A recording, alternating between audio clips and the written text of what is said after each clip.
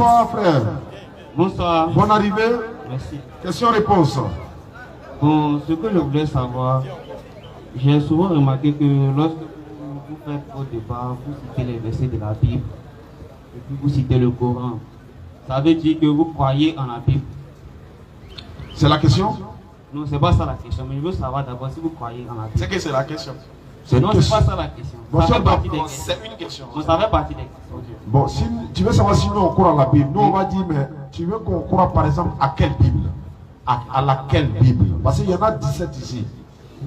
Bon. Et l'autre là n'est pas la même chose comme l'autre là, l'autre n'est pas la même chose comme l'autre. Donc de quelle Bible exactement tu parles? Les versets que vous citez là. Oui, mais ça est dans plusieurs Bibles. Il y a Témoins de Jéhovah par exemple. Est-ce que tu crois à la Bible des Témoins de Jéhovah? Non. Ah, On cite ça souvent. on cite ça aussi. Voilà.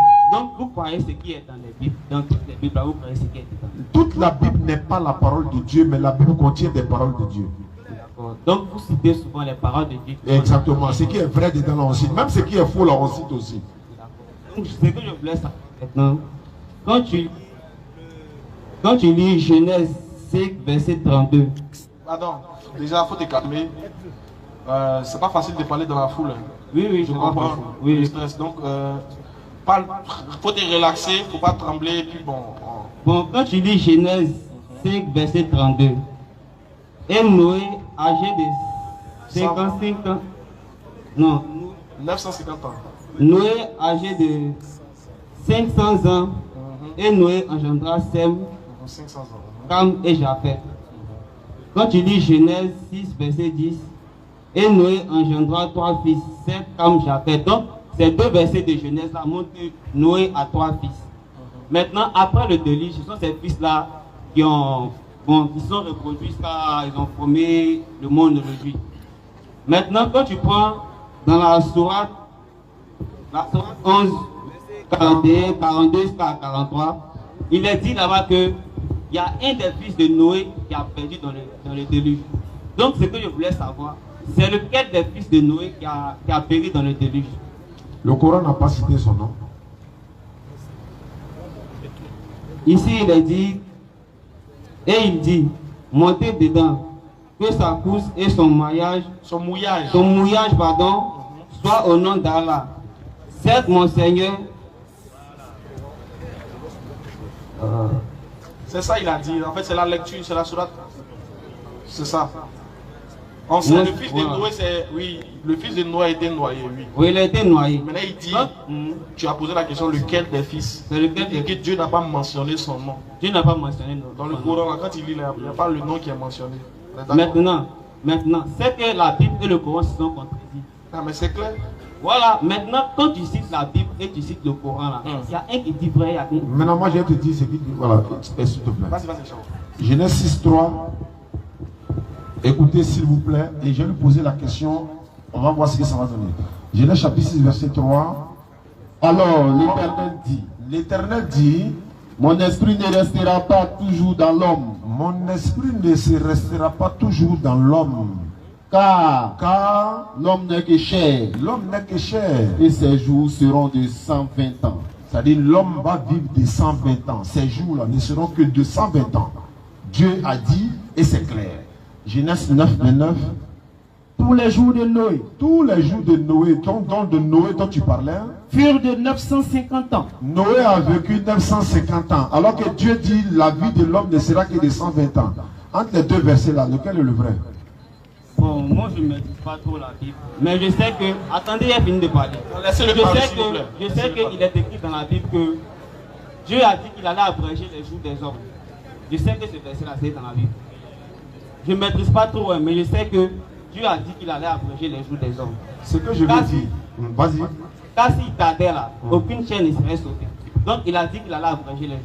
Ce que je veux dire, si tu fais une comparaison là, si tu prends le Coran et la Bible pour faire une comparaison, le Coran vient pour corriger la Bible. Pourquoi je le dis? Dans la Bible, et toujours dans la Genèse, dans Genèse chapitre 6, verset 6 à 7, avant de lire le verset, je vais te poser une question bien aimée. Frère, est-ce que Dieu peut-il regretter? Oui, parce qu'il est dit dans la Bible que Dieu, il a regretté lorsqu'il avait détruit la terre. Que veut dire regretter? Bon, tu t'en veux. Ça veut dire que tu ne savais pas. Non, tu t'en veux pas que tu ne savais pas, mais tu t'en veux. Et puis tu te répands. Non, pas se repentir, mais il s'est repenti. Tu t'en veux de quelque chose que tu as fait, non? Parce que la chose n'est pas bonne. Donc c'est-à-dire qu'avant de commettre cette chose, tu ne savais pas que ça allait avoir de l'effet comme ça. Bon, là, je ne sais pas. Non, mais c'est ça. C'est ce qui est la vérité. C'est-à-dire que quand tu regrettes une chose, c'est-à-dire qu'en fait, tu t'attendais pas que cette chose-là se présente comme ça. Et tu as vu que ça s'est présenté comme ça, du coup tu regrettes, tu n'aurais pas voulu que ça soit comme ça. Alors que si tu es omniscient, omnipotent, tu ne peux pas dire ce genre de choses parce que le Coran, l'éternel Dieu du Coran dit, il connaît leur passé, il connaît aussi leur futur. Alors que le Dieu de la Bible dit quoi? Genèse 6, 6 à 7 ans. L'Éternel se repentit d'avoir fait l'homme sur la terre. Dieu, l'éternel, il s'est repenti d'avoir fait l'homme sur la terre. Et il fut affligé en son cœur. Il est vraiment affligé en son cœur. Allons-y, allons-y.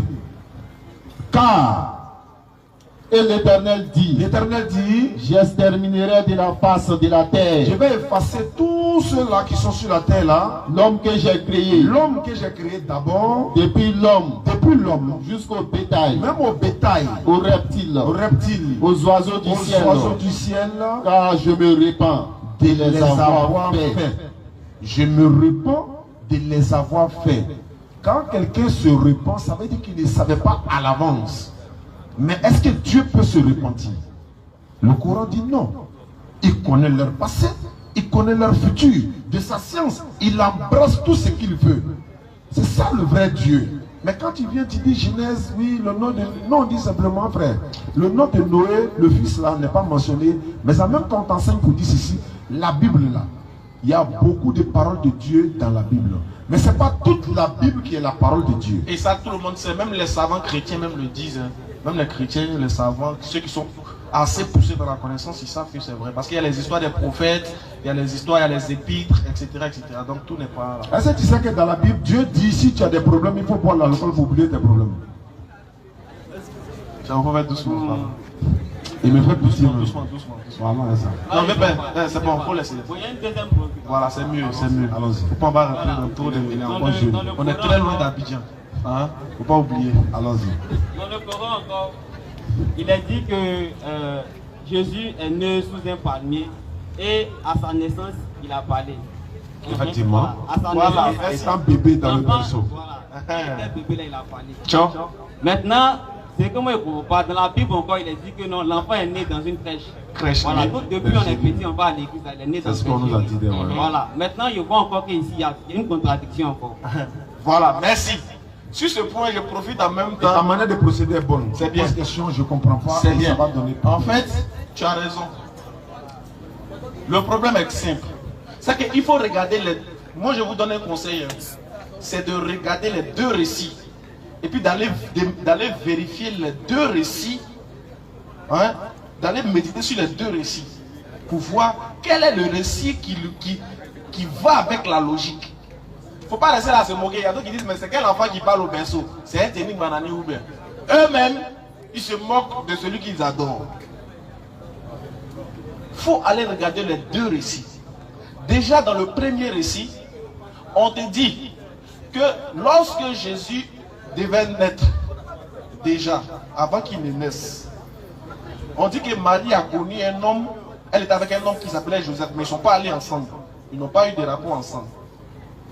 Maintenant, voilà que Dieu va visiter Marie au travers de l'ange Gabriel pour lui faire une annonce qu'elle va accoucher un enfant qui vient de la part de Dieu. C'est un miracle de Dieu. Maintenant, chose bizarre. Si un homme a fiancé une femme, ils n'ont pas eu de rapport. On sait, le quartier c'est que les deux sont ensemble, il a fiancé la femme. Le jour qu'on voit la femme est enceinte, si la femme là vient nous dire que c'est Dieu qui lui a donné l'enfant, qui va la croire? Personne, parce qu'on sait que Joto, là, il y a un garçon qui est venu te demander qu'est-ce qui prouve que toi, tu n'as pas eu de rapport avec l'homme? On est d'accord? Donc, normalement, quand tu regardes les deux récits, le Coran ne fait pas mention de Joseph, par exemple. Le Coran ne fait pas mention de Joseph. Parce qu'auprès de Marie, il n'y avait aucun homme. Voilà pourquoi Marie dit dans le Coran, aucun homme ne m'a touché. Aucun. Mais par contre, de l'autre côté, il y avait un homme à côté. Mais comment est-ce qu'elle peut venir dire que l'enfant est né miraculeusement? Maintenant, elle dit qu'il est né dans une crèche, c'est-à-dire dans une bergerie. Hein? Où étaient les bergers? S'il est né dans une bergerie, on dit que selon la Bible même, les bergers étaient présents. Mais il y a certains parmi eux qui dormaient. Dieu, pour certains, est né dans une bergerie.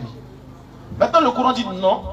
Quand tu vas voir le récit du Coran, Marie était seule, éloignée dans un lieu désert. Et elle va voir l'ange Gabriel qui va se présenter à elle sous la forme d'un homme parfait, pour lui donner les méthodes de comment pouvoir accoucher. Parce que lorsque Marie a reçu la révélation, elle était loin, elle n'était pas dans la ville. Du coup, lorsque Dieu va envoyer l'ange pour s'entretenir avec Marie, pour lui montrer comment est-ce que qu'est-ce qu'elle doit consommer et comment est-ce qu'elle doit faire, quand elle va finir d'accoucher, Dieu dans le Coran lui dit qu'elle doit jeûner, elle doit se priver de parler, parce qu'elle a quitté un lieu où tout le monde sait qu'elle était seule. C'est une jeune fille qui n'a pas été fiancée à quelqu'un, qui n'a jamais connu d'homme. Un moment, on ne la voit plus. Après, on la revoit, elle vient avec un enfant dans sa main. Bon, voilà une fille qui vient avec un enfant dans sa main. Et puis elle vient te dire, vieux père, l'enfant qui est dans ma main, c'est Dieu qui m'a donné. À San Pedro ici, là, c'est à quoi? Tu n'as pas la chicoter. Imagine toi, ta soeur, elle a quitté la maison pendant 9 mois. 9e mois, elle vient. Au 10e mois, elle vient avec un enfant dans sa main. Tu lui demandes, tu as quitté où est l'enfant? Non, c'est Dieu qui m'a donné. Tu te fous de nous. Imagine si elle te dit ça, c'est toi-même tu vas la considérer. Est-ce que tu vas la respecter? Non. Mais si elle se tait, et puis l'enfant parle, tu vas croire, mais je ne vais pas croire. Tout le monde va gagner ta main. Regarde le sens. C'est-à-dire que l'enfant il parle pourquoi? C'est ça la question que vous devez poser. Pourquoi l'enfant a parlé au berceau? Parce que si la maman dit que l'enfant là, c'est Dieu qui m'a donné, ils ne vont pas la croire. Parce qu'on se dit que toi tu es femme, forcément tu as connu un homme quelque part là-bas, voilà pourquoi tu as fui. Voilà pourquoi ils l'ont accusé de dire, mais toi ton père n'était pas comme ça, ni ta mère n'était pas une prostituée. Comment tu allais avoir des rapports avec quelqu'un alors que tu n'es pas marié? Le Coran dit, elle a fait un signe aux gens. Elle fit alors un signe vers lui. Elle fit alors un signe vers le bébé. Vas-y. Il dit, et le bébé dit, comment parlerions-nous à un bébé au berceau? Les gens du quartier ont commencé à dire à Marie, mais comment tu veux que nous, on parle à un enfant qui est au berceau? Mais le bébé dit, pose la question, il faut nous répondre directement. Où tu as eu l'enfant là? Il faut nous répondre. Elle ne parle pas. Elle fait signe aux gens de s'adresser à l'enfant. Et ils disent non. Comment tu veux que nous on parle à un enfant au berceau? On te demande l'enfant là, il est quitté où? Tu t'es pas marié. Ton père n'est pas un dépravé. Ta mère n'était pas une prostituée. Où tu as enlevé l'enfant? Marie maintenant fait un signe parce qu'elle sait très bien que l'enfant qu'elle a reçu là, c'est entre elle et son créateur. Elle est sûre, sait ce qu'elle a vu, elle sait ce qu'elle a vécu. Si elle explique aux gens, ils ne vont pas croire. Donc elle a fait signe. Adressez-vous. Vas-y. Mais le bébé dit. Et c'est là maintenant que le bébé parle. Il ne parle pas pour rien. Est-ce que le bébé là, il a parlé pour que les gens aient peur? Non, le bébé dit. Qu'est-ce que le bébé dit? Je suis vraiment le serviteur d'Allah. Aïe.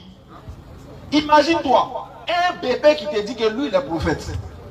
Regardez, dès le berceau, le bébé il parle pour défendre sa maman.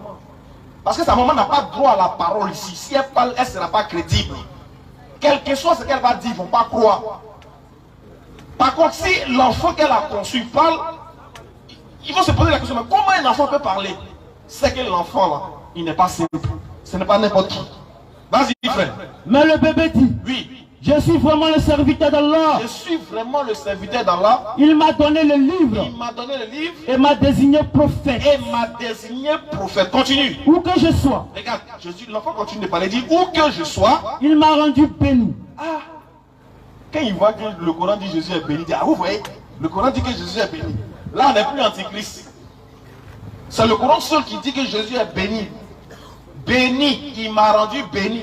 Par contre ailleurs là, on dit il est devenu malédiction pour vos péchés. Galates 3:13. Merci ordinateur. Christ s'est fait malédiction pour nous. Étant devenu malédiction quand il est écrit maudit est celui qui est pendu au bois. Dans le Coran il est béni. Hein. Dans la Bible, on dit les maudits. Nous disons non. Et ils disent qu'ils aiment Jésus que nous.